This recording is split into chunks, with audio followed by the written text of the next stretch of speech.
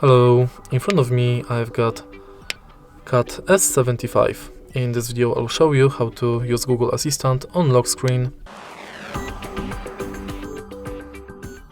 In the beginning, let's go to Google app, enter menu and go to settings.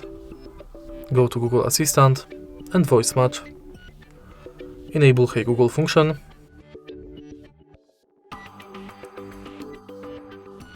And now let's try it out. Hey Google.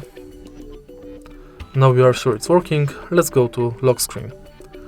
Also enable assistant responses on lock screen, and now you can simply lock the screen and say, Hey Google, what's the weather like tomorrow? It'll be rainy with a high of 56 and a low of 42. And that's basically it.